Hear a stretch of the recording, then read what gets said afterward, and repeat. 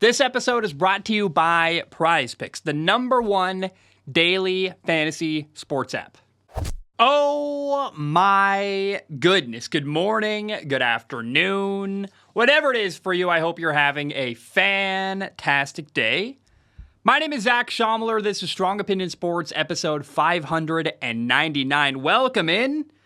Tomorrow is 600, and I'm realizing all I have planned, I'm recording that.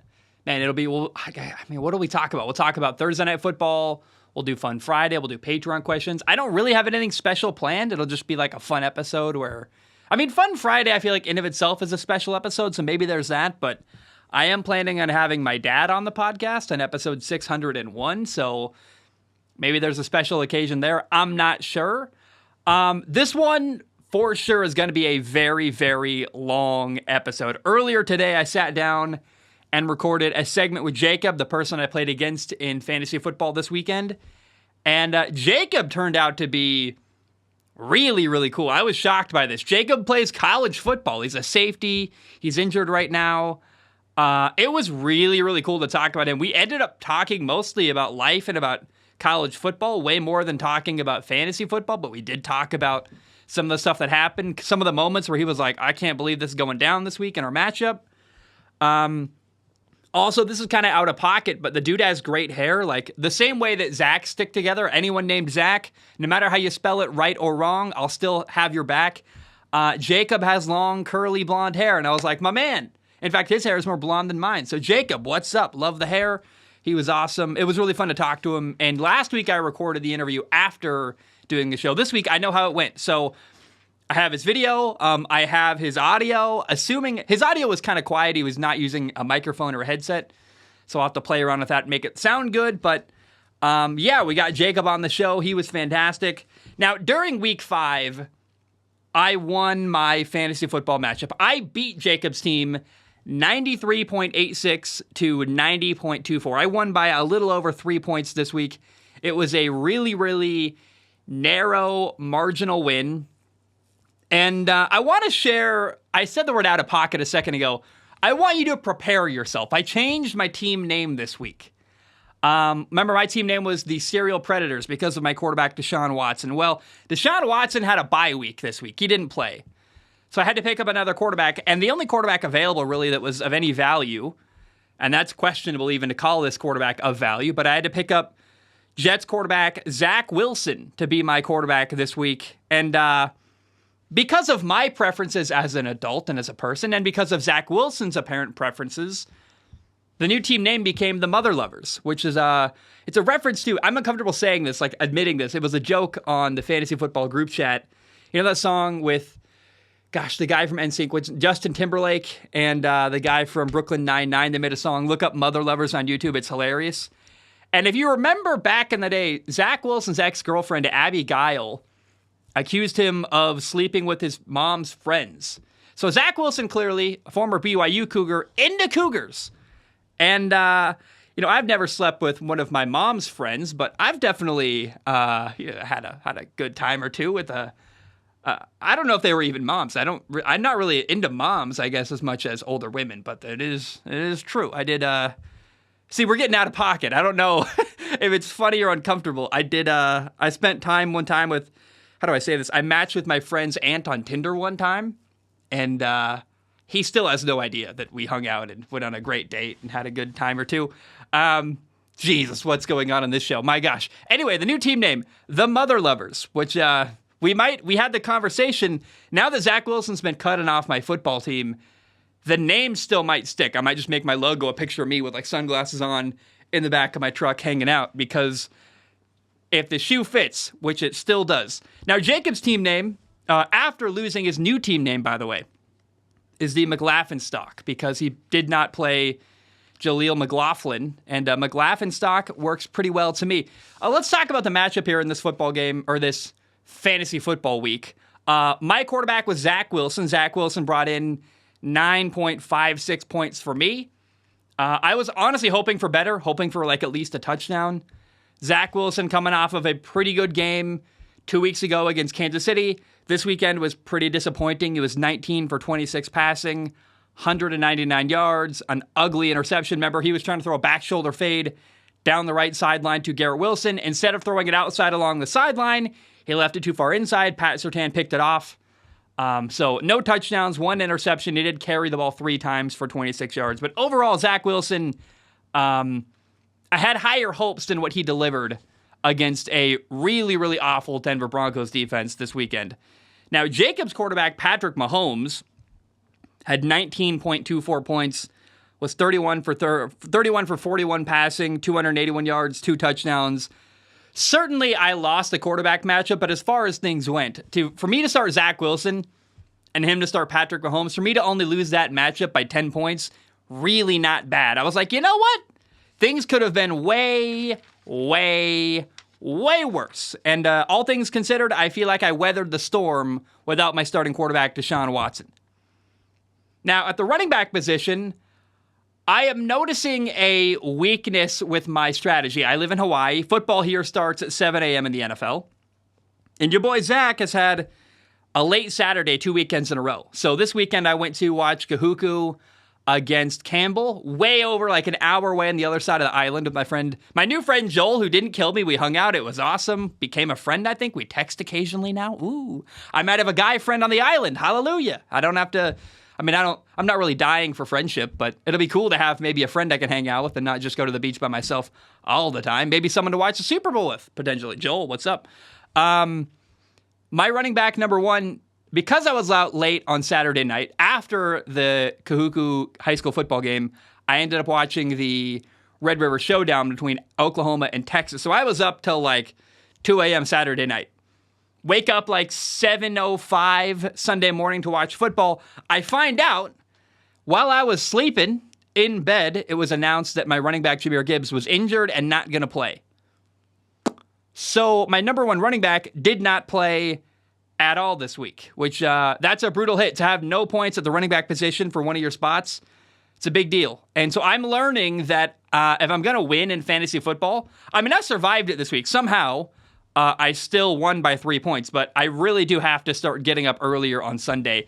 Even if I wake up at 5:30, I see what the injury report is, make a change, go back to sleep for an hour, I have to be awake before football starts on Sundays. Otherwise, I'm going to have a recurring problem where I need someone to play. They're not in the starting lineup because a team waits till the last minute to announce they're not playing, and I got to be flexible with that. So Jahmyr Gibbs, no points for me. His number 1 running back, Dameon Pierce, though, only had 9.2 points. So not terrible. Dameon Pierce had 20 carries for 66 yards, 1 catch for 16 yards, no touchdowns. So thankfully, I did also survive that terrible matchup as well. My number 2 running back, Isaiah Pacheco, had 13.4 points on 16 carries for 55 yards, a touchdown run. He also had 1 catch for 9 yards. And then Jacob's number 2 running back, Kyren Williams, only had 7.7 points. So under 8 points for his number 2 running back. Basically, Jacob didn't do much at the running back position. Neither did I, but that helped me in the matchup here. Kyren Williams had 13 carries for 53 yards, 2 catches for 4 yards. This really happened. Kyren Williams is a really good running back who's actually been great all year for Jacob. But the Rams played against Philly, so that really helped me. Playing a great defense shut down Kyren Williams a little bit. And made it possible, frankly, for me to win. Because there was no margin for error here. Basically, if anything went slightly differently, I would have lost this week. I found a way to win anyway. Now, before we continue, remember, I got to take a short break. I got to pay for food. I got to pay for a place to live. Got to pay my rent. I'm going to take a short break. I will be right back. Prize Picks is the number 1 daily fantasy sports app. Prize Picks allows you to make an entry based on player projections, and in 60 seconds, you can enter something like Travis Kelce more than 5 catches, Tyreek Hill more than 100 yards receiving, and Justin Fields less than 200 yards passing. And if your picks are right, you can win money.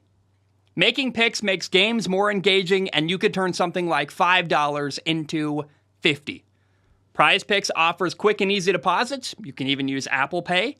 And they have weekly promotions that can lead to big payouts. For example, there's a weekly event called Taco Tuesday. Each Tuesday, Prize Picks discounts select player projections up to 25% to provide even more value. So put your skills to the test in daily fantasy. Go to prizepicks.com/CLNS and use code CLNS for a first deposit match up to $100.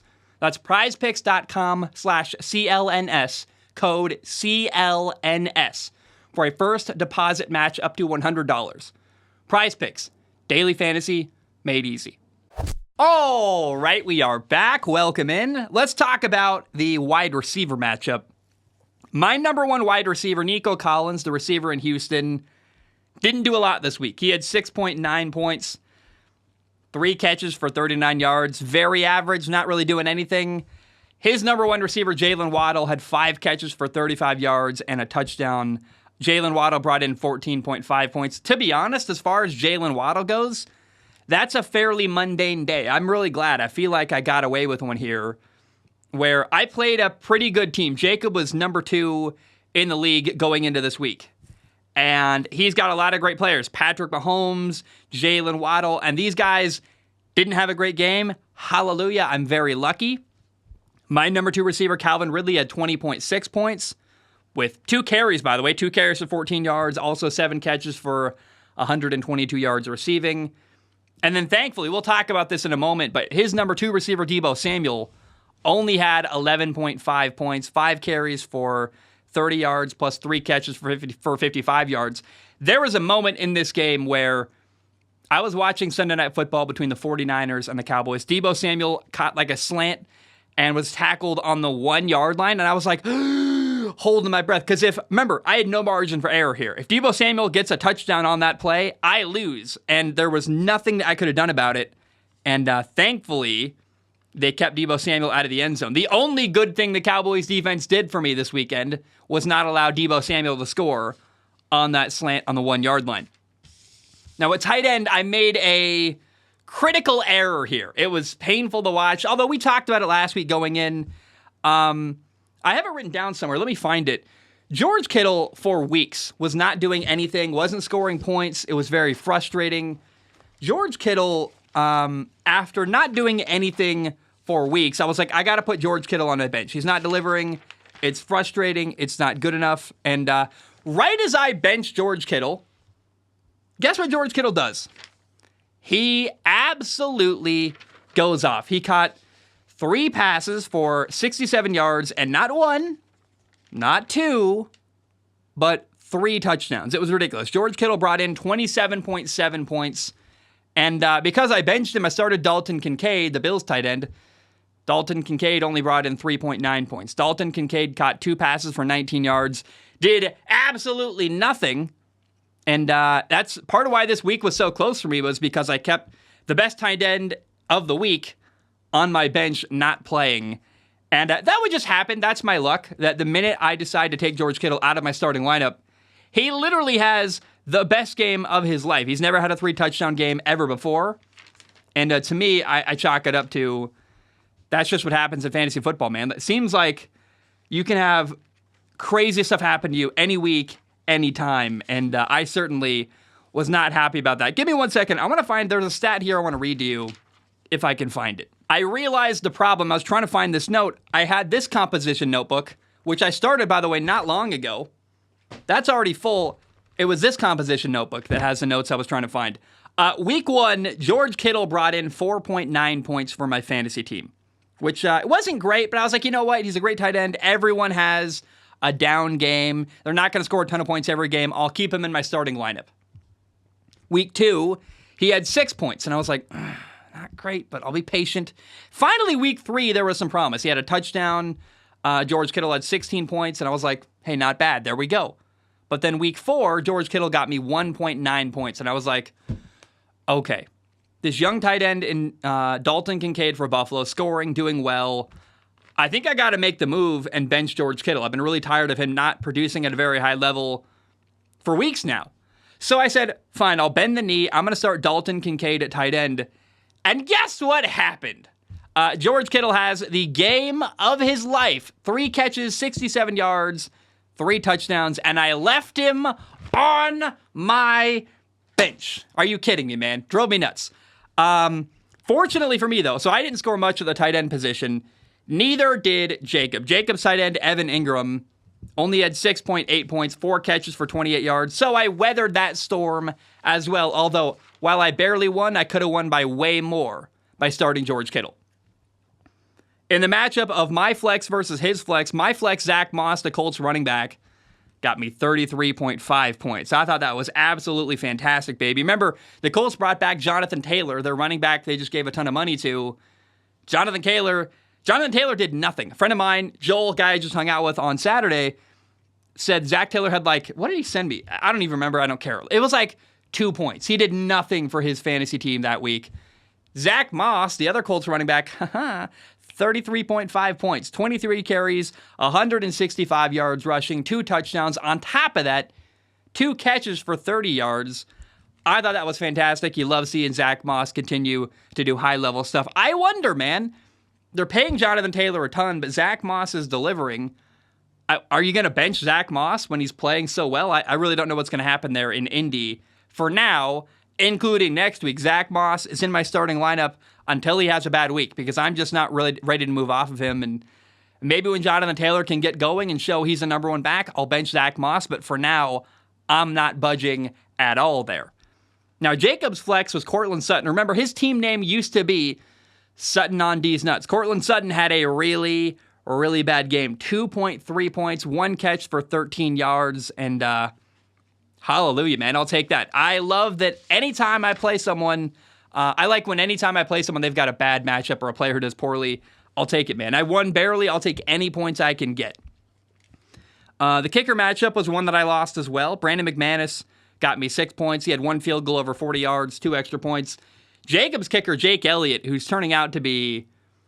Jake Elliott's the most reliable fantasy scoring kicker, I feel all year. Maybe not the highest scoring kicker week to week, but every week delivering a pretty solid amount of points. And Jacob's kicker, Jake Elliott, the kicker in Philly, had 11 points this week, 3 field goals, 2 extra points, and not bad for him. He won the kicking matchup. And then on defense, my defense, the Cowboys defense, got absolutely embarrassed. They got me 0 points. I was actually lucky, I thought, because if you give up 35 or more points, your defense will then have -4 points. Thankfully, they also had a sack, a forced fumble, and a fumble recovery.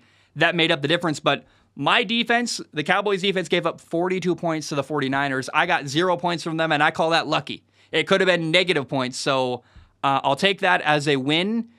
But I was disappointed even when Sam Darnold came in the game. They didn't sack Sam Darnold. What's happening, man? The Cowboys defense did absolutely nothing on Sunday Night Football against the 49ers. Jacob had the Lions defense, who had 2 interceptions, a sack, a forced fumble, a fumble recovery. They allowed 24 points. Jacob's defense, the Lions defense, got him 8 points. So that is how we got to a matchup where I won 93-90. The story of this game, though, really came down to Sunday Night Football. Going into Sunday Night Football, I had a 15-point lead.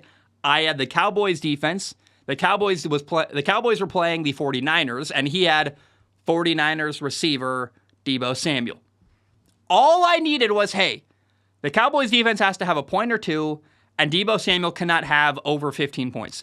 Thankfully, even though the Cowboys defense was atrocious, they didn't allow Deebo Samuel to have more than 15 points. I somehow won, but it was sketchy, it was really close, and I was very, very nervous. Now, remember, I made my life way more difficult this week than it needed to be, though, because I could have started George Kittle and Dalton Kincaid. The minute I found out, if I'd woken up at 6:30 a.m. and said, oh, wow, Jahmyr Gibbs isn't playing, take him out of the starting lineup, make Zach Moss my running back, put George Kittle at my flex spot. I could have had George Kittle scoring 27 points, and then I also probably should have benched the Cowboys defense. I had the Cowboys defense playing the 49ers, but I also had the Packers defense on my bench, who scored 9 points for me. They were playing Jimmy Garoppolo and the Raiders, and I made a bad bet here. I really thought the Cowboys-49ers game was going to be good and close and interesting, and instead it was 42-10, right? I was wildly off there. Now, I will say, even though George Kittle had 27 points, 27.7 technically, 3 touchdowns, as I was watching Sunday Night Football, I was kind of like, hey, look, if they're going to score a lot of points in San Francisco, as long as they don't go to Deebo Samuel, I'm good. Like, in fact, if George Kittle's scoring touchdowns for the 49ers, it means that Deebo Samuel's less and less likely to have a touchdown tonight. So that's kind of what happened, right? If I'd started George Kittle, but then Deebo Samuel had 3 touchdowns, I would have lost anyway. So actually, in a weird way, even though I had George Kittle on my bench and I would have liked the points, him getting a ton of points and a ton of touchdowns rather than Deebo Samuel still helps me. So I was like, anytime George Kittle caught a touchdown, I was dying inside for sure. But I was also a little bit going, you know what? Better Kittle on my bench than Deebo Samuel on Jacob's starting lineup. So it was a tenuous moment. I definitely did not play my best possible lineup this week, that is for sure. Jacob had some bad luck too, though. Remember, he has Patrick Mahomes, Jalen Waddle. I think those are players who do really well theoretically that had kind of a low-scoring week. His running back didn't get him many points. Dameon Pierce has been having a really low-key year, a guy who ran for, I think, over 1,000 yards last year, Dameon Pierce, who not doing a lot this year in Houston. That's kind of a tough blow for Jacob. And here's the really painful thing. The reason why Jacob's team is now McLaughlin stock is because he left Broncos running back Jaleel McLaughlin. I think it's McLaughlin, not McLaughlin, but I like McLaughlin because McLaughlin stock works. He left Jaleel McLaughlin on his bench, and Jaleel McLaughlin had 17.9 points, which I think is more points than the rest of his running backs scored combined. So both of us did not have our best possible lineup. You know, he can complain about not starting Jaleel McLaughlin. I could also then counter with, well, if I played George Kittle, I would have won too. I'm just glad to get away with a win. My team is 2-3 now. I'm learning lessons. I'm learning that I got to wake up early and really be careful and be like, is my best player playing? Because 2 weeks in a row now, last week my starting quarterback didn't play. This week my starting running back didn't play. I got to be more nimble Sunday mornings, ready to go to make changes. I think, honestly, the reality is for me, during the weekend, fantasy football is kind of in the back of my head. I kind of game plan on Friday. I go to bed. Then college football starts and NFL football starts. I'm not paying a lot of attention during the weekend to college football.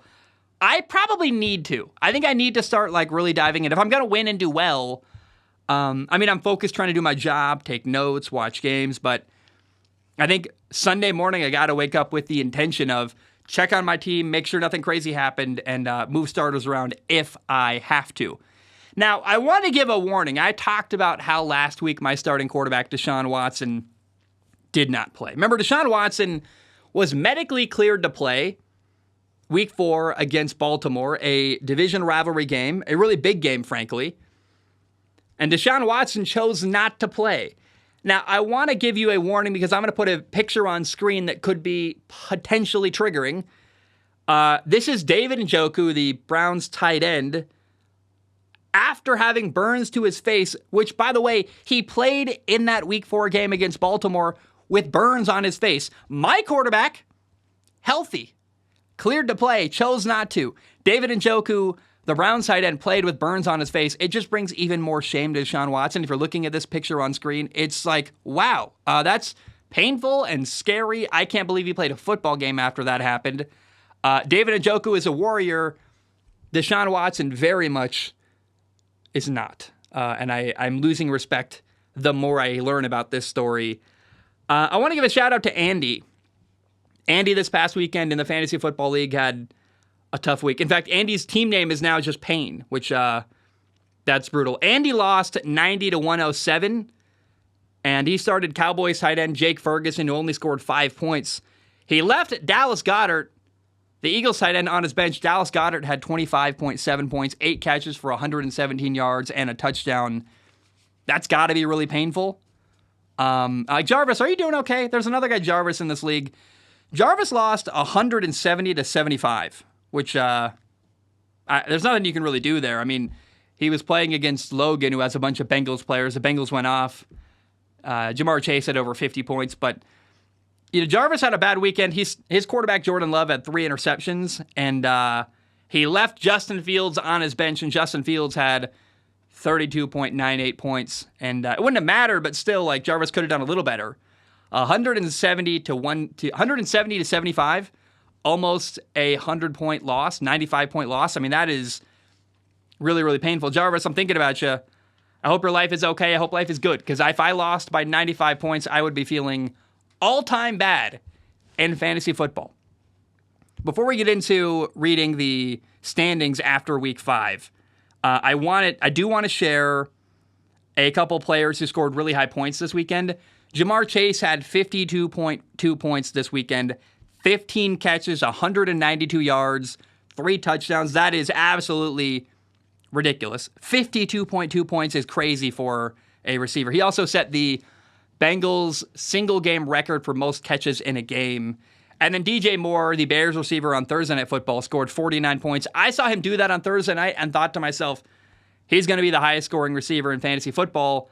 Apparently not. Apparently Jamar Chase was like, I want to beat that. But DJ Moore had 8 catches for 230 yards and 3 touchdowns. That's just wild as well. I'm pulling up the league. I want to share the standings. So, 5 games or 5 weeks into the year, here are the standings in the Strong Opinion Sports Fantasy Football League. In first place, you got Sam at 4-1. Remember, I predicted Sam was going to win the entire thing. Feeling pretty good about that prediction. Sam, his team, Ayahuasca Won't Fix That, is 4-1. They are first place right now in the league. In second at 3-2, you've got 24/7 Ask ETN Season. In third, The Rise of Florida Man. Ooh, The Rise of Florida Man. That's well done, buddy. I like that change of the name there. In fourth at 3-2 is Jackson's Prison TikTok. In fifth, after losing to your boy Zach. Oh, yeah. What's up, Jacob? Jacob's team, McLaughlin Stock, is now 3-2 and fifth in the league. He's down from second. Starmore is a new hope. Heshmi is now in sixth. Well done. He had a rough start, so he's doing better. Logan, Addison Vet Services, his team is in seventh. In eighth, you've got How'd That Get Up There? Best team name in the league when you look at the logo and realize what's going on there. Bustin' on Cousins is in ninth. Touchdown Jesus, Brett, is our first 2 and 3 team. They are in 10th. My team, the Mother Lovers, are 2 and 3 as well. We are in 11th. Ruggs Racing Crew is in 12th at 2 and 3. Children of Analytics is 2 and 3. They're 13th. In 14th, you've got the Jordan Rules. And in 15th, you've got your first 1 and 4 team, Payne, Andy. And then Phoenix finally won a game in fantasy football after making that Josh Allen trade. I guess it paid off. Phoenix won. He's now 1 and 4. He's 16th still in the league, but doing better. He won this week. I want to dive into this. What happened to Phoenix this week? Because good for him. I didn't realize. I knew distantly, like in the back of my head, that he won. But I want to go through and read what happened to him because the guy finally won a game for the first time all year. He was having a really rough start. Let's see what happened to him because his team, where Cooper got his cup, he won 149-96. Dude. Well done, Phoenix. Hallelujah, baby. You did good. Tua did pretty well. Breece Hall had a good game. Let's see. No, that's... How do I look at this matchup specifically? Sorry, this is bad radio. In this game, I don't know how to tell what happened last week for him, but it looks like he had a pretty good week. These are projections, so I have no idea how to look at this matchup on my phone. Either way, though, our guy Phoenix won 149-96, got his first win of the year. Phoenix, round of applause there, buddy. Well done. Love you, man. Great job. This upcoming weekend, I play against Logan, who is the only guy I've ever met. I started recording this a second ago, and I accidentally doxed Logan and said where he lives, and I realized, I should not say that live in front of lots and lots of people on the internet. So I cut that out, Logan. I don't think you would have cared, but better be safe than sorry. I love you, man. You live in my favorite place on the planet. And Logan has Jamar Chase, Joe Burrow, T. Higgins, and the Bengals kicker, Evan McPherson, which I find funny because Logan is a Vikings fan. Logan was actually at the Vikings game this past weekend. So it's funny to have a Vikings fan who's got a bunch of Bengals players on his team, which is weird and interesting. I'm excited to have Logan on the show. He's an awesome guy. That'll be really cool. I will say Logan's got kind of crappy running backs. His number one running back is Alexander Madison, the Vikings running back, who is absolutely awful. So that makes me feel good. His other running back is Amari DiMercado, who I don't know a lot about. Amari DiMercado, watch him go off. They play the Rams this weekend. Watch Amari DiMercado have an outstanding game and make me look silly for saying he's got crappy running backs. But I don't know much about him. I know that James Conner, the starting running back in Arizona, is injured and out. So we'll see what happens there. So again, that's an opportunity where Amari DiMercado against a not the best team, maybe the best of the bad teams in the NFL, the LA Rams. Chance he has a good game there. My quarterback, Deshaun Watson, plays against the 49ers, which I don't love. Feels like anyone who plays the 49ers right now is destined to have a horrible, horrible game. Now, they're coming off a bye week in Cleveland. So Cleveland, Deshaun Watson didn't play 2 weeks ago, didn't play this weekend. He should be healthy. He should be prepared. You had 2 weeks to prepare to play the 49ers. I did pick up Derek Carr. Derek Carr is playing Houston. So maybe I start Derek Carr instead of Deshaun Watson. But, I don't know. I feel like at this point, I'm really tied to Deshaun Watson. I should probably roll with it. Hope he's got a great game. It's just hard to imagine any quarterback having a good game against the 49ers defense at this point. I also have Kareem Hunt on my bench. Kareem Hunt is a really capable, good running back. I think I'm going to leave him on my bench for now. Again, playing the 49ers defense really scares me, but I think eventually he could become a high-level impact player for the Browns later in the year with Nick Chubb, out for the year. The question really, though, as I have Joshua Kelly and Kareem Hunt on my bench, do I bench Jahmyr Gibbs, my running back in Detroit? Remember, he was a first-round pick in Detroit. He was my first-round pick at the end of the first round. And Jahmyr Gibbs has been a non-starter all year. They're not using him very much. He's not getting many yards. I've been kind of holding out hope that eventually he's going to have a great game, but last week he didn't even play, so I don't know, man. Is there ever going to be a moment where Jahmyr Gibbs really has a great game? I'm not sure. I'm getting more and more afraid it's not going to happen. I don't think I have the balls to bench him this week, but I'm really, really heavily considering it.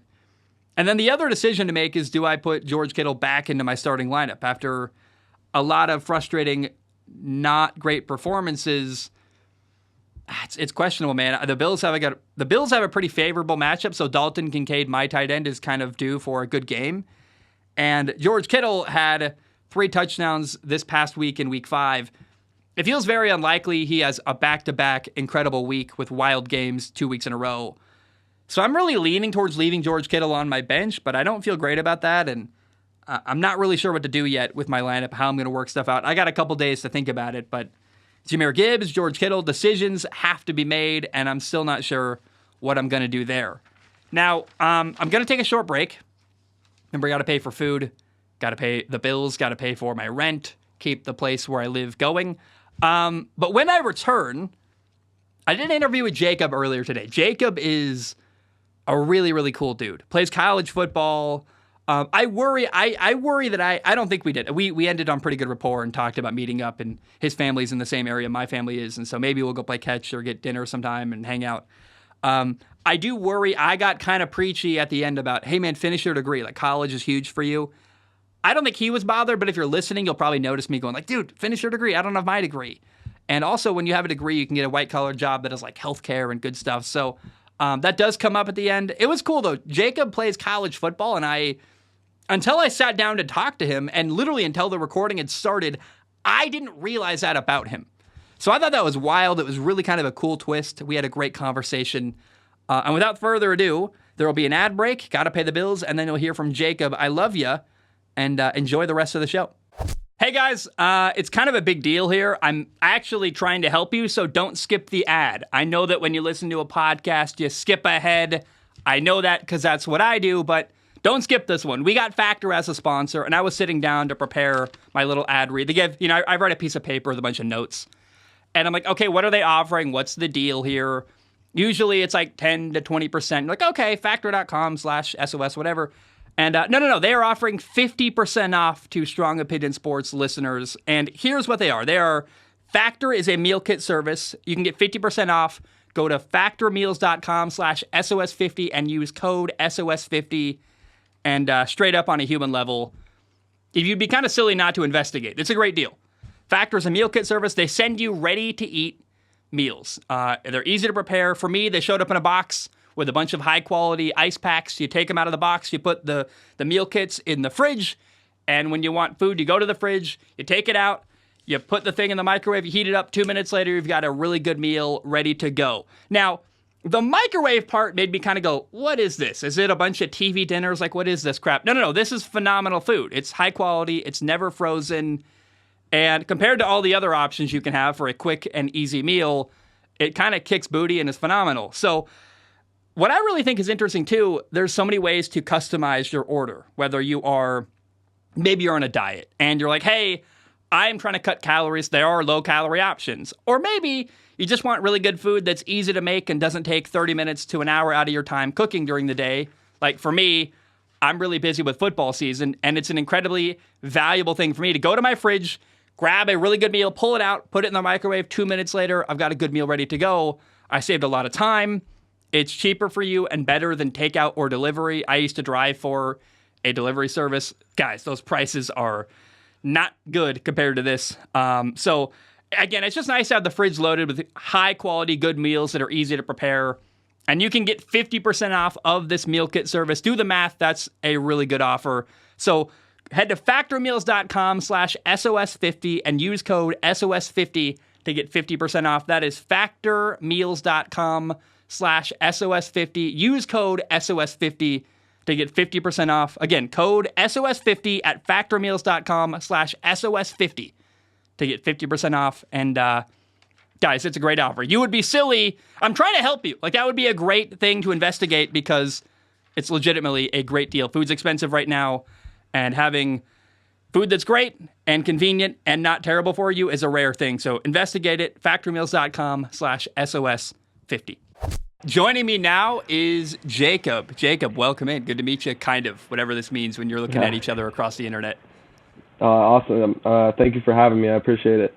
Yeah, man. Where are you, by the way? You're on West Coast time. What part of the country are you in? So I'm from Oregon. I'm from kind of the same area as you were from, Portland area. I went to Sherwood High School, and I go to college down at Western Oregon University. I play football. Dude, no, what position do you play? Oh, my gosh. I play safety, except I got hurt last year, and I played all last season with an injury.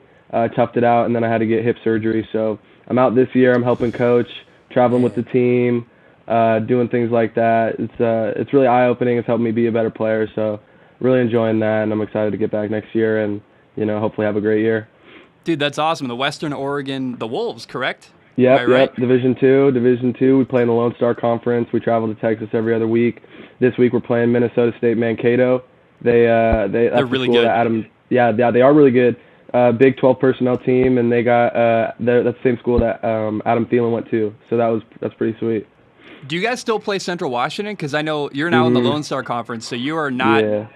So yes or no? Do you play them? Yes, yeah. So both. So Simon Fraser, they stopped their football program, right? So it was all three, Central, us, and Simon all went to the all joined the Lone Star, and then Simon disbanded their football team, and then it's just us and Central that make that trip every other week. So. Dude, what are you studying? We did lose to Central. Oh, I'm doing exercise science with a minor in business. Amazing, man. Get your degree. Yeah. I don't have a degree. I encourage you heavily. Get your piece of paper. It makes your life way, way more easy. Yeah. Especially while you're also playing football, though, too. That's like the best thing I could have asked for. Dude, yeah, man. What year are you? I'm a junior, but I redshirted my first year, played my second year, got hurt this year, so I'm going to have 3 years when I come back. So I still got a lot of time. Probably going to try to do 2 degrees, either do my master's or make that minor and do a double major, but yeah, it's all in the works right now. That's awesome, man. D2 football is really cool. My buddy Riley was the quarterback at Central Washington for a long time. Oh, yeah?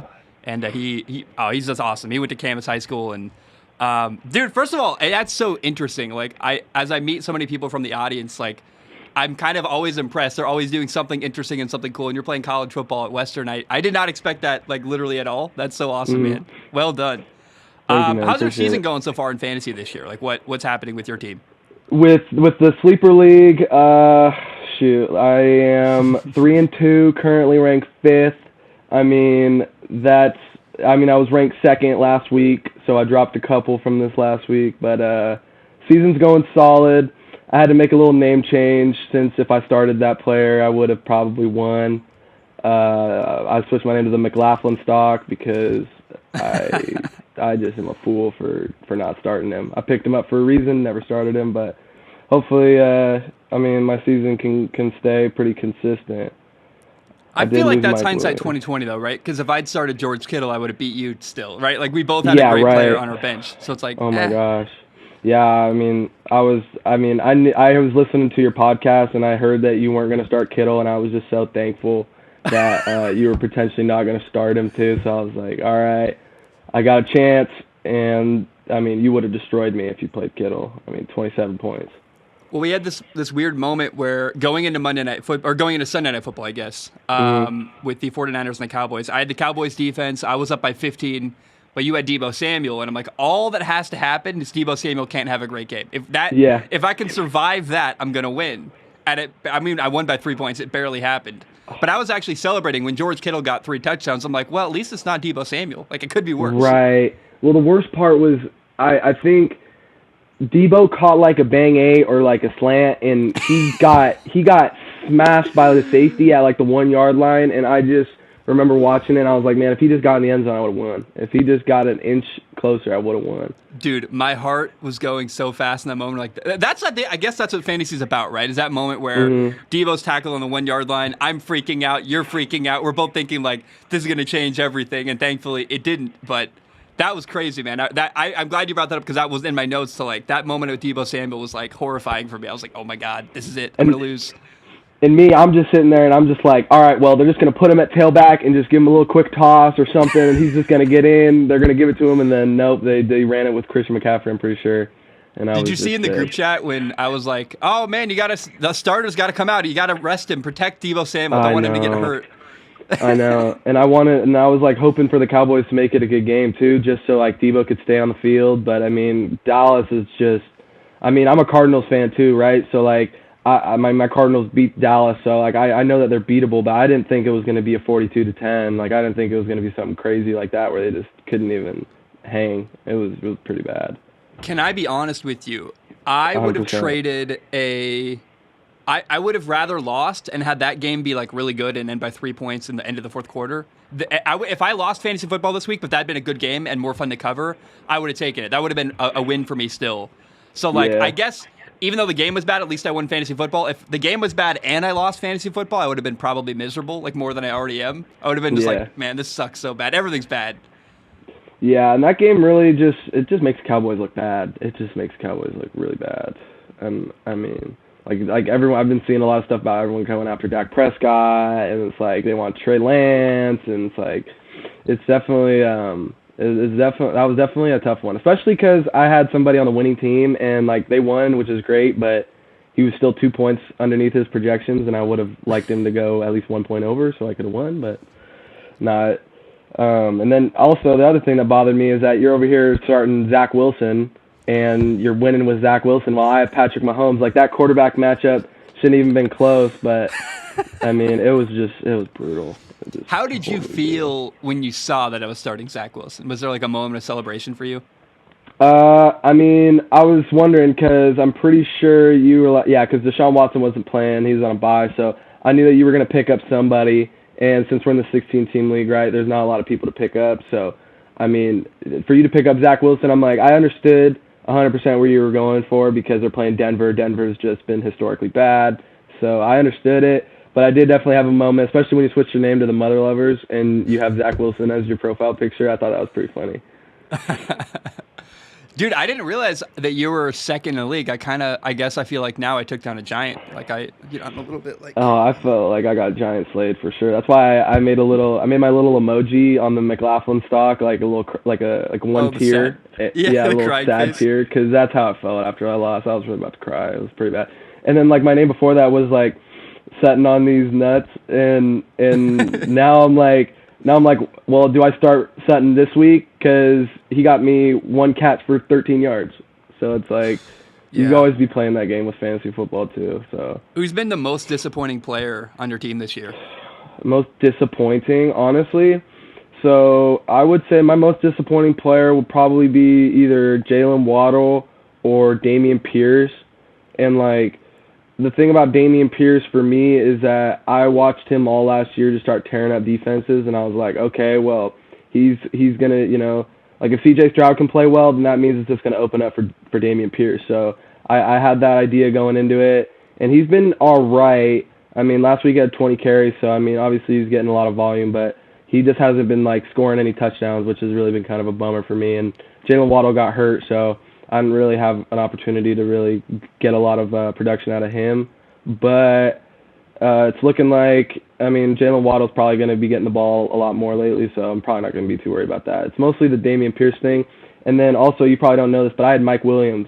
And Mike Williams was my flex, which is just so nice because I had Jalen Waddle, Deebo Samuel, and Mike Williams. And so, like, now that Mike Williams is out, it's like I got to start Cortland Sutton or McLaughlin, and it's like both of those guys are on the like worst team right now. So, I mean, definitely that's probably most disappointing, honestly. I feel like everybody on your team, whether it's Patrick Mahomes, Dameon Pierce. So I believe Dameon Pierce ran for 1,000 yards last year. Yeah, right.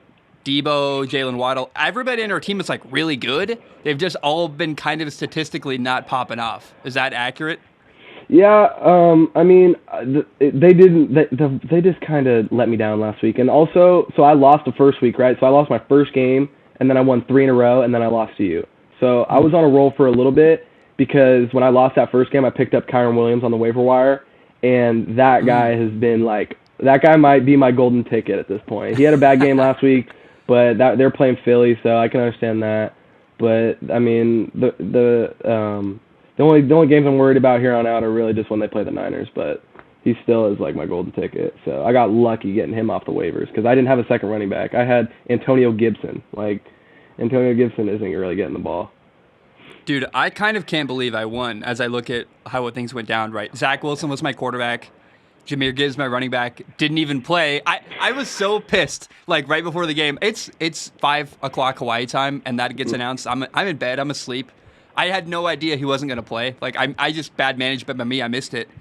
And if I'd known that, I would have started probably I would have put either way. I would have had Zach Moss as my running back and then George Kittle in my lineup too. But I missed it, and I still like barely got lucky, man. I was like, I don't even know how this happened. Like I guess Zach Moss killed you, and then Cortland Sutton having no points. Like, look at the flex matchup. I dominated. Yeah, that there. flex matchup. I mean, the thing was I totally forgot you had Zach Moss in your flex too. So when I look down and I see 33 points from Zach Moss, I'm like, didn't Jonathan Taylor play? Like, can't he get in the lineup? I thought he was good this week, but underrated though. A little caveat here. I was thinking I have this guy Jake Elliott, the kicker for the Eagles, and like in a 16-team league, this guy has just been like a monster. Like, just as a kicker, just scoring over 11 points in every single game. Like, that guy single-handedly like gets me into a lot of games. And so, I mean, I give a lot of credit to that guy. That's probably my most impressive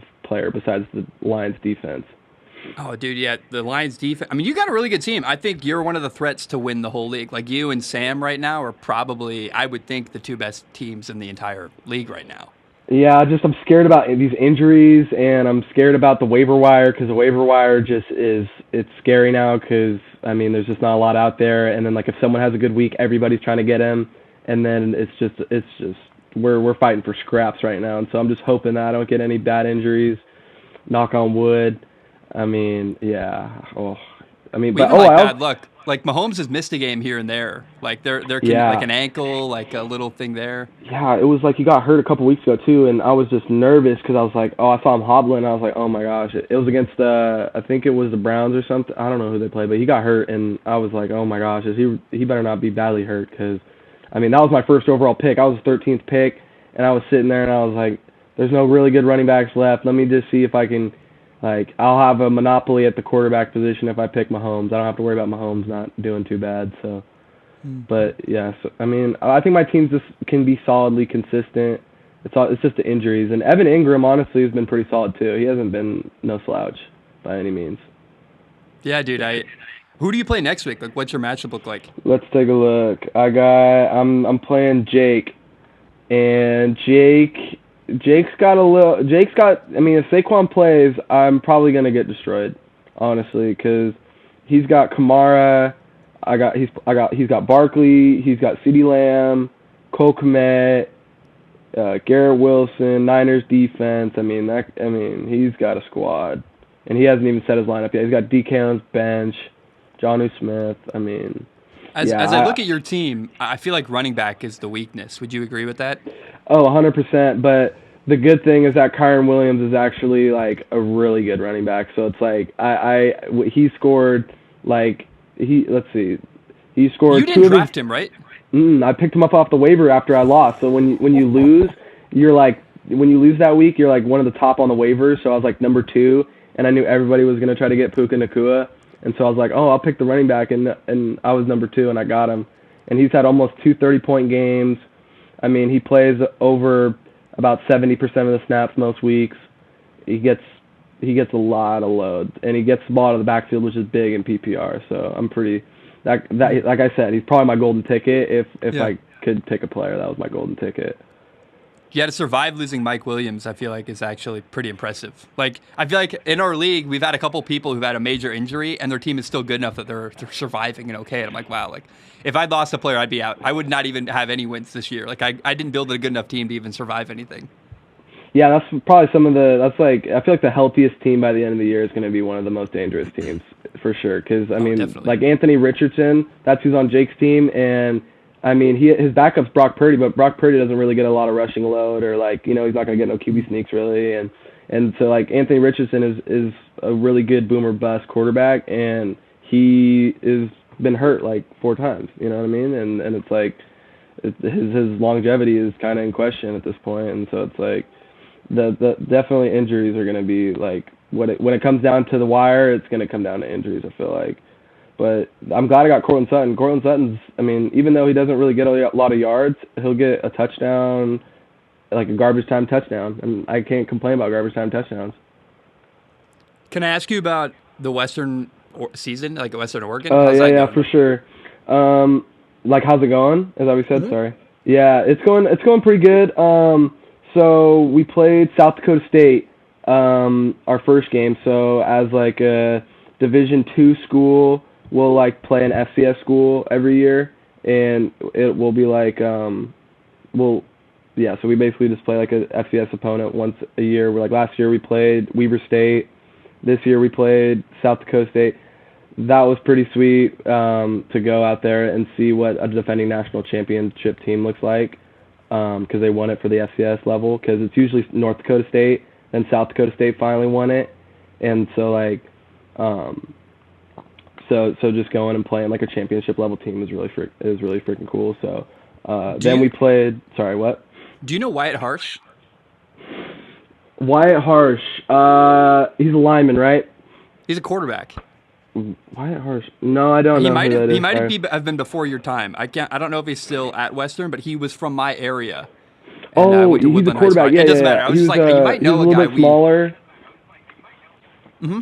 Yeah, my redshirt freshman year, Wyatt was our backup quarterback, and he was like our runner quarterback. He was pretty athletic. I remember he made some pretty big plays, but so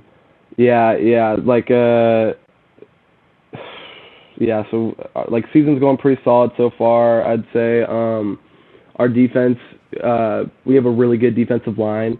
We have like a really big defensive end that looks like he's like NFL, like he's like 6'8", and he's just, when you have a 6'8" D end, nobody wants to run to that side of the field. So it's like it really. Does he bat a lot of balls? He does bat a few balls.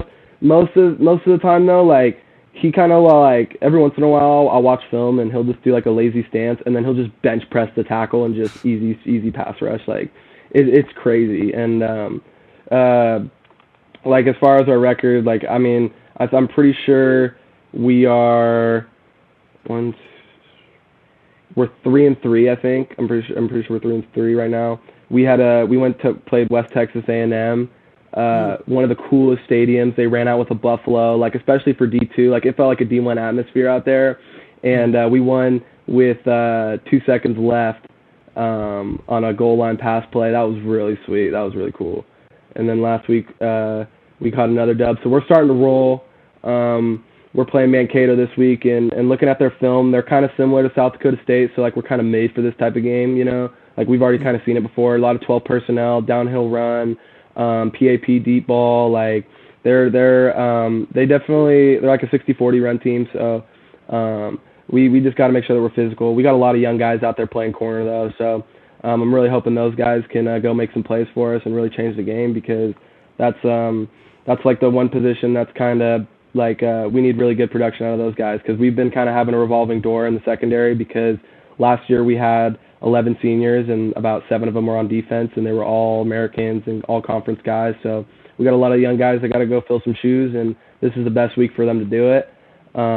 And then just down the stretch of games, we got a couple pretty solid Texas schools we got to go play. We got to go play Angelo State, which is always really good. And if we can go down there and we can go get a win, we'll be in a pretty good position. I think our destiny is in our hands, and so it all comes down to just taking it week by week for us. I just keep wishing I could play. So. Yeah, what's your base scheme as a defense? Like when you play a team that runs the ball really well, are you rocking a safety down? How are you adding bodies to the box? So our defensive coordinator, our defensive coordinator is our head coach, and he's been here for a lot of years, and he is one of the smartest like overall football minds I've ever met. Like this guy, he watches film, and he like the stuff he tells you, you're like, how do you even know that?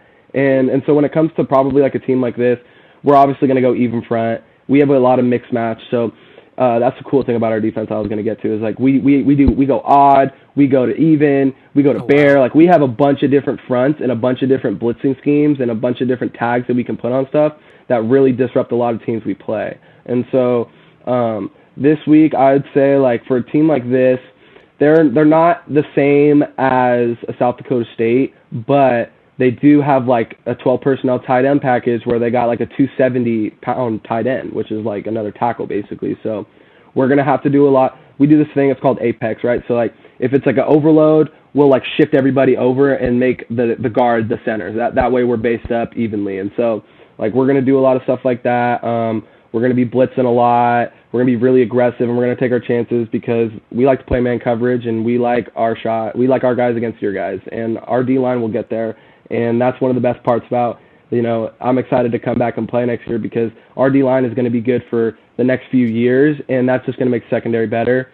And, but for this week, definitely going to be a lot of odd front, going to be a lot of man coverage, a couple zone blitzes on third down, and we're definitely going to get a little exotic this week because this is like a playoff team. So if we can beat this team, we're telling all of D2 that, we can play. And it definitely looks like we can make that happen. So, I think that's the coolest thing about D2 football specifically. Like D3, everyone's really focused on school, and there's not a lot of time for football. And D1, guys leave really quickly. A lot of guys go to the NFL, and you don't get guys for a lot of time, so you're not as complicated. In D2 football, there's not a lot of movement. You got guys for 5 years, so you can really instill like a really complicated, complex scheme and actually execute it at a high level because you got guys for 5 years to work with. Yeah, and I think that's something that never gets talked about in D2 is how much more time you have with your team and how much more you can do with your players. It's so cool to me. Yeah, and it makes you a lot closer with the guys around you, and it kind of makes the brotherhood a lot more, like close-knit. And we're also a really good team, so like we're a good like camaraderie team. So we'll like bring in transfers, and transfers usually like come in and they usually are made at home. And I mean a lot of guys around here. So like we're one of the like us in Central are the only real like D2s on the West Coast. So when people are from California, they know people from California. So like people like already know somebody that knows somebody. And I mean the camaraderie never really lacks. Like usually people know somebody from Washington, and people know people from Oregon, and people know people from everywhere. So it's definitely a pretty good environment. We got. So I mean usually like for our team, like our defense is usually like our strong point, and then like the offense they're always pretty solid, big run team, like our running back runs like a 10-2 100 meter, like a 10-3 100 meter, like he runs something really crazy. Who's your running backs coach? Is Coach Lav there? No, so do you know who I'm talking about? No, I don't, but no, we usually have a lot of different coaches. Like every year we have different coaches, and so, or at least like one new coach. So our running backs coach right now, it's kind of funny because I played with him last year. So like last season, this was our running back, and he was like the all-time leading rusher in Western Oregon history. He had I think he was 3,000 or 4,000 career yards, and now he's a running backs coach. But Marland, he was really good. Super solid running back. I'm curious about your hip, man. What's the story there? Are you going to be okay? Like, how is Yeah, that yeah. looking like?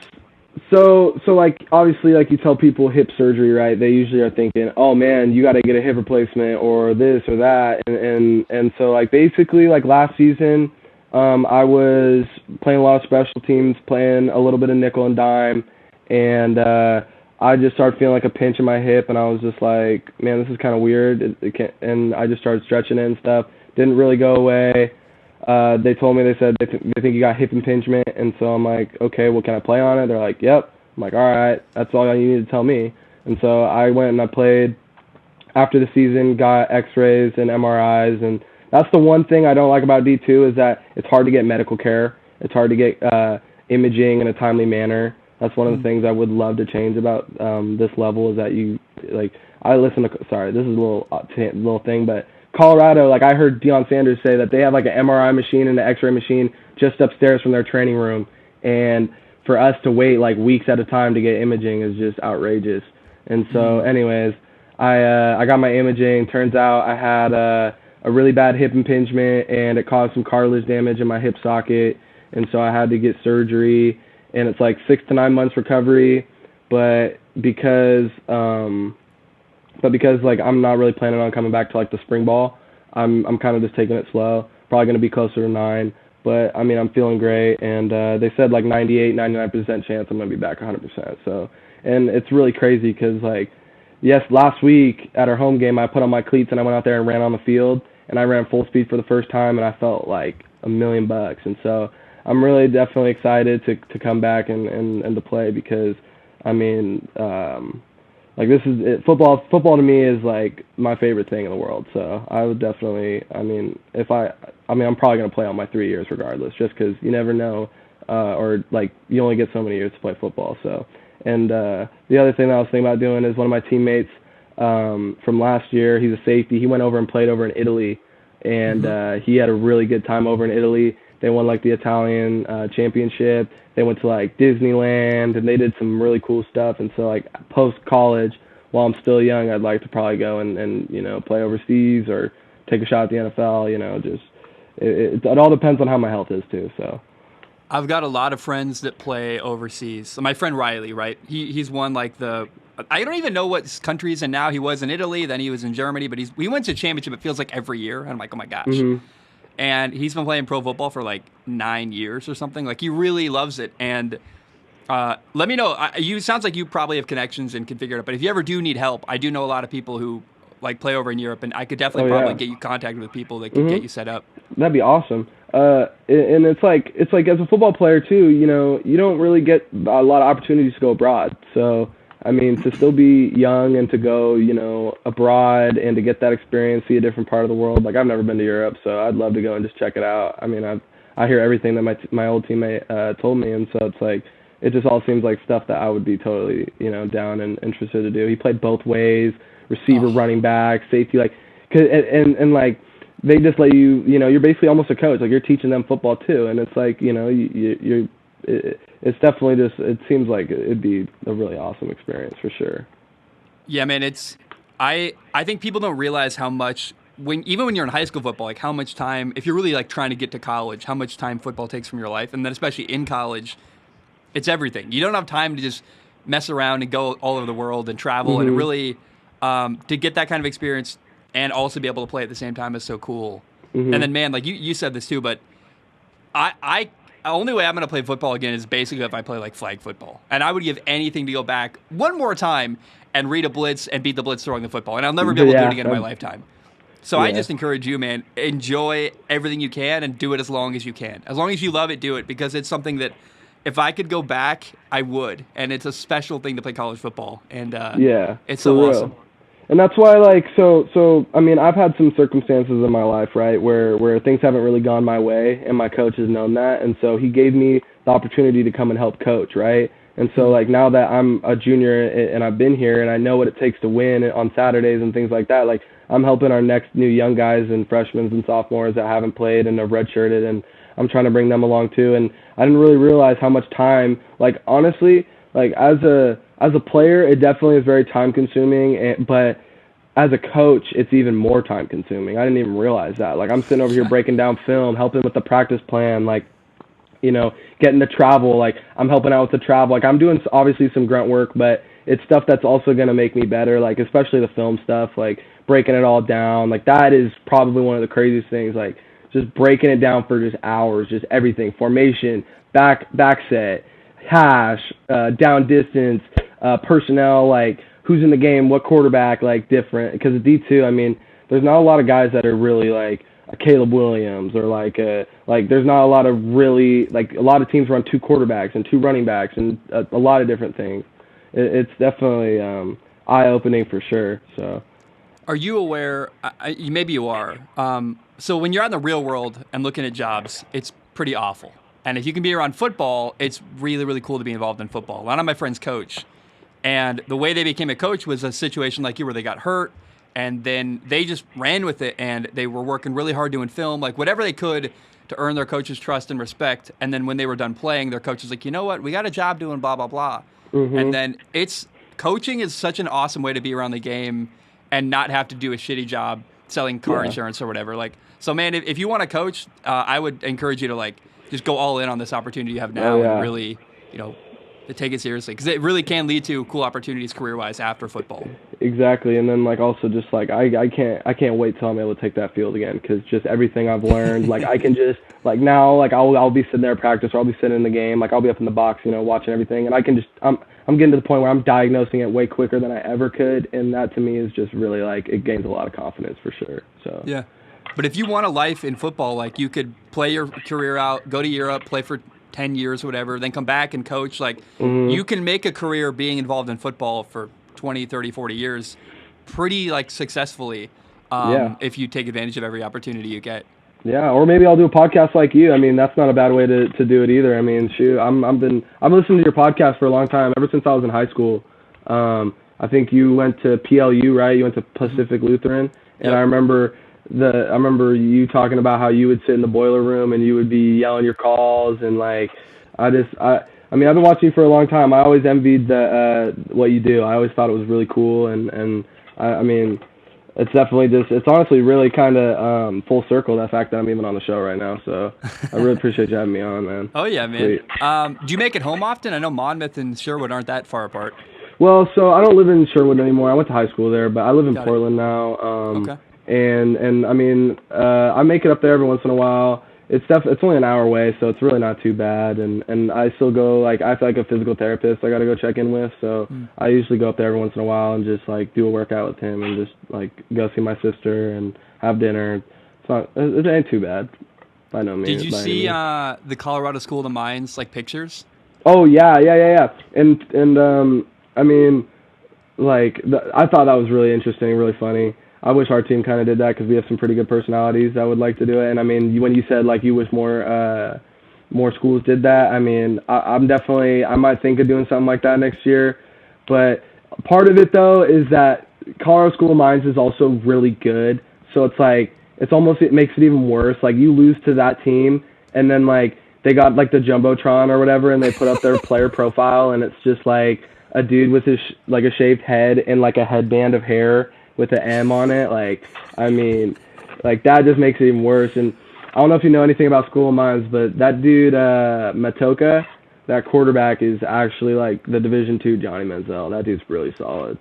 Dude, they're all really good. It's crazy. Yeah, no, they are. They're a really physical team, too. And I mean, it's funny because they're all engineers, right? And in my redshirt freshman year, we played them as, like, one of our first games of the year. And I just remember hearing, like, from the guys that traveled, they were like, man, that was one of the worst. Like, they talked so much crap. It was insane. Like, they were, like, one of the craziest environments where, like, you'd think a small school up in Colorado would be, like, like, not really a huge football school. They are a huge football school. And their parents out there are very, like, hostile to visitors.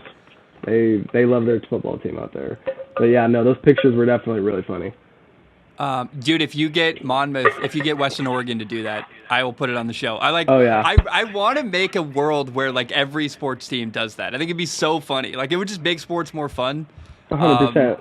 So get on it, man. Come on. I want to put Western Oregon on the show. But I will say, do you have any advice for, like, a like a high school kid out there who wants to play college football? Anything you would say to, like, maybe you, if you could look back to what you were as a senior or a junior, what would you say to yourself? So, I would say, like, whatever you want to do, you can go and obtain it. Like, I was through COVID. My senior year was COVID. I only played 6 games. I didn't get no, college recruitment. Like, Division I schools weren't able to come and access. Like, I went to showcases where there was just cameras, not even a single coach there. Like if you want something, you got to go and take it, because if you don't go and take it, somebody else will. And everything is honestly in your own hands. And, like, I mean, you can only control what you can control. And big thing for me was always the weight room. Like, as a high school kid, like, I started lifting weights when I was in like seventh grade. I go to the YMCA. I didn't even know what I was doing, but I was doing something, and I knew that it was going to help me get better regardless, whether it was push-ups or just sit-ups. Like the weight room is honestly there's like even our weights coach here says it, like, there's a direct correlation with the weight room and, success on the field. If you are taking care of your body and you're stretching and you're lifting weights and you're getting stronger, that's just going to make you better for the next level. Because when I got to college, like, I didn't realize, like, man, these are some grown men out here. Like, these are some real, like even Division II, like, we have some guys that are probably like D1 caliber athletes, and I'm sitting there, I'm like, oh my gosh, like, I mean, that's why I'm glad to play defense, because some of the guys some of our linebackers are just huge, right? So definitely, like, weight room and just understanding that, you're in control of your journey, and the earlier that you figure out that you want to play college football, the better. And honestly, like,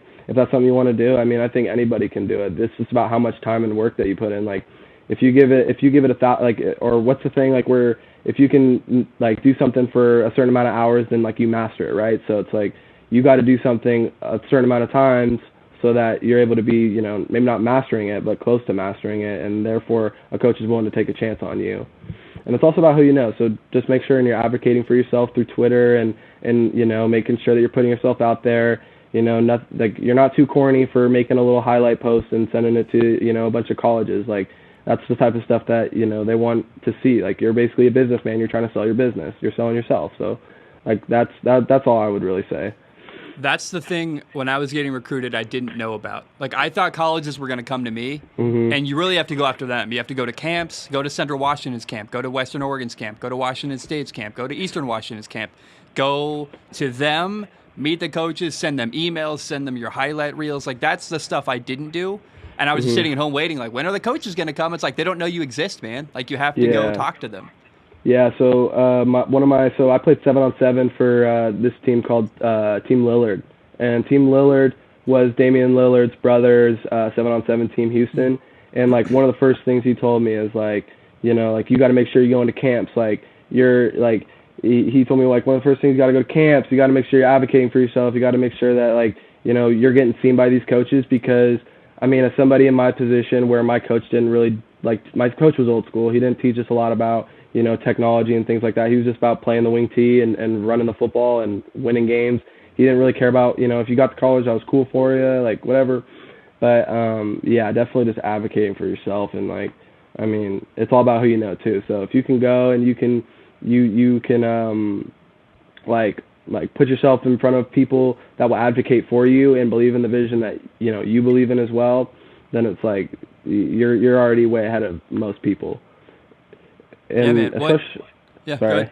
I was just going to say, especially nowadays, too, with, like, social media, like, everything can be videotaped and everything can be in the eyes of somebody else. So it's about, like, taking advantage of the tools that you have. You know what I mean? Mm. What about using social media in a smart way? Like, I know some guys who didn't get recruited because they were, like, putting really, really bad stuff out there. Like, really, like, hurting the brand, basically, with just really crappy stuff on Twitter. And coaches were like, nah, like... And you or a player who doesn't have that red flag but are a similar talent level will go with a guy who doesn't have the really crappy social media. 100%. And it's like, oh man, I might have just lost it. But it's like, I was going to say, so, like, football's like a metaphor for life, right? So when you look at something like that, like, that's like, it might have been a coach that didn't want to take a chance on you because of those things, but later down in life, if you keep going down that path and you don't fix it, that's going to be, your potential boss that you could have had, or like, an opportunity that you could have missed because, you thought you were being cool, and in reality, you were looking like a fool to everybody else that had a brain. So it's like, I think 100%. Like, I've seen some guys go down the wrong path, especially with that social media. Like, one bad post can really just send you down a spiraling, fall. But no, I agree with you 100% on that. Well, dude, first of all, thank you for coming on. It's been cool to like get to know you a little bit. Thanks Mm-hmm. for also being willing to. You came on to talk about fantasy football, and we very quickly like really didn't talk about fantasy football at all. We mostly talked about you and your life, and I'm grateful for you being willing to be open about that. I'm great with that, man. I definitely, in my life, I feel like I've experienced a lot, and I've had to grow up pretty quick. And so, I mean, if any of the words I can say can help other people, like, I think that definitely that means a lot. So, but the other thing is, I don't know if we talked about it, but we didn't talk about your matchup this week. I don't know if you want to get into that real quick. Oh man, I don't know if you already talked about it. No, I haven't. I'm honestly not sure what I'm going to do because I like. Jahmyr Gibbs is questionable. He's been kind of garbage all year for me. But I keep like holding out hope that eventually Jahmyr Gibbs is going to do something positive. Like, he's so talented, but he's not getting the ball. They're not using him. I think I talked about it recently how he reminds me of like a Ferrari you keep in your garage, like under a tarp and never take out. It's like, what's the point of having it if you're not going to use it? I don't know, man. I don't have much room to like bench anyone. I've got Deshaun Watson. I've got George Kittle. I really don't have much room to make changes. I've got a starting lineup that barely can get me a win, and I've got like Dalton Kincaid or George Kittle and Jahmyr Gibbs. Those are the three guys I'm kind of figuring out who's going to start of the three of them. Who are the two that I'm going to play? I'm like, yeah. That Jahmyr Gibbs thing is also really weird because they drafted him really high just to not really use him, right? Like you said, like Ferrari you keep in the garage. Like, I mean, David Montgomery, don't get me wrong. I've been a David Montgomery, like, I've been following that guy for a minute, especially when he was on the Bears. Like, that guy is a really good player, but, I mean, it's starting to kind of not make sense why they have Jahmyr Gibbs. I mean, maybe they have him, like, as a kind of an ETN type of player where he probably won't break out for another year or whatever, but, I mean, the only way Gibbs is really going to get a lot of production is if Montgomery gets hurt, which, I mean, it's kind of likely, but it's also, like, you can't really count on, someone's health like that. But the other thing is I'm looking at your bench right now. If you got Kareem Hunt, and I think that's going to pay off for you in a couple weeks. Like, because, he played for that team for a long time. I mean, he knows their system. It's a matter of time before he gets more touches, and I think that might come in a week or two. Well, the bad news is Cleveland plays the 49ers this week, right? So, like, oh, yeah. I'm like, I'm almost considering, I just picked up Derek Carr. I'm like, do I bench Deshaun Watson for Derek Carr for a week? Just because I can't imagine the person who's going to do well against the 49ers defense right now. I just don't. Anyone playing them, it feels like, don't touch that with a 10-foot pole. They're just going to really struggle. So I'm like, I'd like to think that the Browns can put up a better effort than the Cowboys. I think the Cowboys have been just exposed. Like, the Cardinals beat them. The Cardinals beat the Cowboys in a year like this year with Josh Dobbs at quarterback. I mean, are you kidding me? That should never have ever happened, and it happened. So, I mean, I think that definitely the Browns could probably put a better, like, especially with that defense the Browns have, they got a solid unit. I mean, you can hope so, I man. know. Mm-hmm. Like, well, their defenses, I thought going into the year, the 49ers and the Browns were the two best rosters in football. So it's very possible. Yeah. But I don't know. I think I have a healthy skepticism now. Like, I'm very cautious of letting myself get excited. I'm like, it's going to be a bad week. I'm going to lose. You never know. Yeah. I will say, like, the thing with Jahmyr Gibbs that makes sense to me. First of all, the Lions are winning, so like it's hard to criticize them for not using Jahmyr Gibbs when it's clearly working for them. Yeah. And then also, I don't know how much Lions football you've watched, but the times they've given Jahmyr Gibbs carries, he's had a couple opportunities to run between the tackles, and he's bounced it outside when it's not a play you bounce it outside. He's got to hit it hard inside, lower his shoulder, and just take what he can get. And so he's been, I think, struggling a little bit to do what they need him to do rather than what he wants to do. Yeah. And where David Montgomery just hits the hole and follows his blockers and gets inside and is more comfortable running between the tackles. So I think they're kind of trying to figure out where Jahmyr Gibbs fits in with their offense, understandably so. And Jahmyr Gibbs is also very light. Like, he's a very light running back, Like, he's a smaller back. He's a scat back. He's a guy that's going to give you catches out of the backfield. I mean, he's probably most of the time their third down back. And, I mean, this is actually pretty crazy. I like how Sleeper does this. It'll show you, like, their snap percentage, right? And, I mean, Jahmyr Gibbs, he'll play below 50% of the snaps, but he'll give you 9 points. I mean, he'll still give you 40 yards rushing on 8 carries, or, you know, like, he's still, I mean, I feel like he's just a big play threat, and I feel like they're just trying to find a way to get him into those big plays. But, I mean, if I was him, and I'm 5'9", 190 pounds, and I'm running in between the tackles, I mean, I'm not going to run right into DeForest Buckner or Fred Warner. Like, I'm probably going to bounce it outside, too, and try to beat him with speed. I mean, but, yeah, no, that is definitely kind of a tough situation. This might sound like I'm old-timing you. I don't mean it that way. I don't know if you would remember this team, but in 2006, the Saints drafted Reggie Bush, and they had Deuce McAllister and Reggie Bush, and Reggie Bush ended up being kind of a bust. He was this guy who was very similar to Jahmyr Gibbs, really quick, a guy that used in the screen game, was not a guy that would really have a lot of runs between the tackles, but Deuce McAllister was their like every down back who was hitting the whole, you know, running between the tackles, getting a lot of yards, carrying the brunt of their offense. And I worry that Jahmyr Gibbs, I don't know if a bust is the right word, but he might not be what we thought he could be. Because he might never be a running back who is your every down back who can run between the tackles. He might only be a screen guy who's more of a scat back and a guy you can't leave on the field, you know, 3 downs in a row. And that really concerns me. I'm like, ugh, like he just isn't quite what I thought he might be. He's not as big as I wanted him to be. He's not as physical as I thought as a runner. It's kind of, I'm like, can he be Alvin Kamara? Maybe, but Alvin Kamara can lower his shoulder, and we haven't seen that from Jahmyr Gibbs really at all. Well, and the other thing, too, is I feel like this situation just gives me so many vibes back to, like, when Jacksonville was, when they first drafted ETN, and they had James Robinson, and James Robinson was, like, their every down back, and they didn't really use ETN too much. And I feel like Gibbs is kind of similar to ETN, where they're just like, I feel like if you give him a year or two of him gaining a little bit of muscle mass and you know being in that system, getting more touches, more carries. I mean, the Lions love their running back, so I feel like eventually he'll definitely be, you know, a solid player. Because I mean, that, like, you can just see from his college highlights that guy's got some real talent. Like he can definitely change the game just by being himself. He just has to, you know, make that transition into the NFL. I feel like a lot of guys got to do that. Same with like Pacheco or like even Nico Collins. Nico Collins was solid last year, but I mean now he's really starting to break the doors open. Same with Pacheco. I think you do got a solid team. I think that Cowboys defense, once they lost Diggs, definitely hurts you, but they still can be a solid unit going forward as long as that offense can keep, you know, putting pressure on people. I've got a joke maybe to end this if you want. All right, it's go. a bit, we talked about being good on social media, being clean.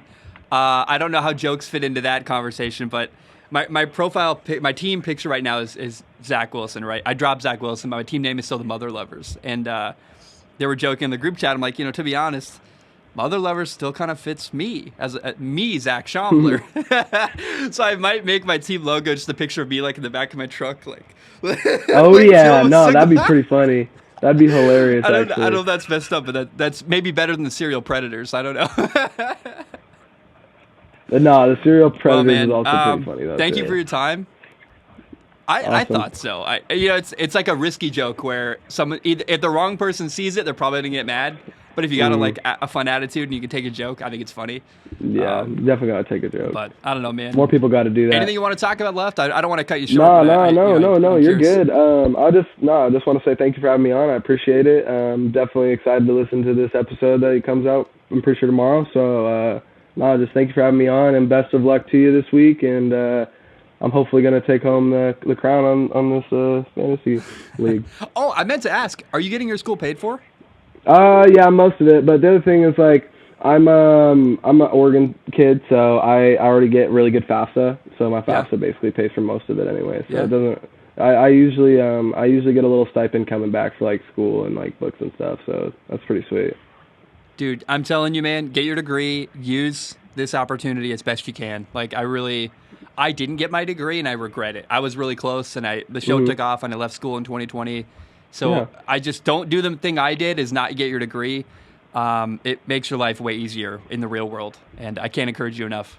I bet you can't complain either, though, about where you ended up. I feel like, living in Hawaii, doing what you want to do, doing a podcast. I mean, maybe you didn't get your degree, and maybe things didn't go exactly the way you wanted in that realm, but you're also on a path that I feel like you or just anybody could be satisfied with. And I just hope you don't leave us again, Zach, because that was a tough couple months, man.